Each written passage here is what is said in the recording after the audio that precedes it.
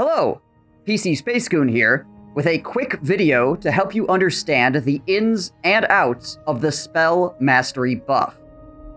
Let's get right into it.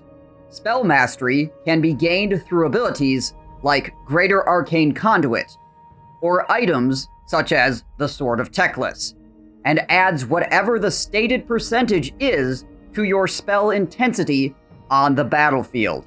You can mouse over any of your spells while in combat to see what your current spell intensity happens to be, with all the buffs added together. And to be clear, only the character with the buff will gain any advantage from it. There are some other things that add to spell intensity as well, like for instance, Cathay's Mastery of the Elemental Winds. But at least at the making of this video, that is not labeled as Spell Mastery. Okay, so now we know how to get it and where to find how much of it we currently have. But what does it do? Very simple, really. It increases base and armor-piercing spell damage, as well as the intensity of both buffs and debuffs by the stated percentage over the normal 100%. So, as you can see here, when Teclis activates his item, his spells will gain a bonus 30% in those categories.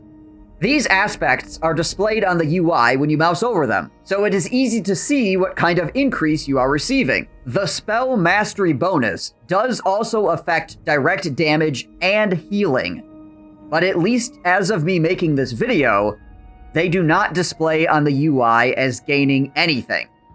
This is either a bug in the UI or a bug in the way Spell Mastery is being applied. Now I know that direct damage is a range of damage, but I did this test several times, and every time I came up with roughly the same results. As you can see, all three of these mages, when I am not using the Sword of Teclis, are hit for under 30. When I use the Sword of Teclis, every single mage is at 30 or above for the amount of damage that they are receiving from the spell. Healing works the same way. As you can see, this first mage has 1779 HP, the second mage 1795, and the third mage 1771. We are then going to cast Regrowth on each one of these mages. After the spell is done healing, you can see that this mage has 2589, the second mage 2605, and the third mage, 2581. This shows that each mage received an 810-point heal.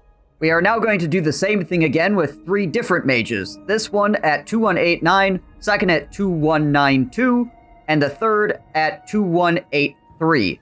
We will then activate the Sword of Teclis and commence casting Regrowth. Now, as you can see, our mages now are sitting at 3134 for the first mage, 3110 for the second mage, and 3101 for the third mage. This means that the first mage healed for 945, and the second two healed for 918. I can't say for certain why the first mage healed slightly more than the other two, but what I can say is that healing is most certainly taking advantage of the Spell Mastery buff. Alright. If you're still with me, we are now going to look at a couple of things that Spell Mastery does not improve. Any bound spells or effects from items remain unchanged. And it also does not reduce the casting cost, range, duration, or cooldown of any spell, as you can see illustrated here. Alright, hope this helped clear things up a bit. If you want to see more of my content, please come check me out over on Twitch at twitch.tv/PCspacegoon, or check out more of my videos. Thank you for watching, and I'll see you on the battlefield.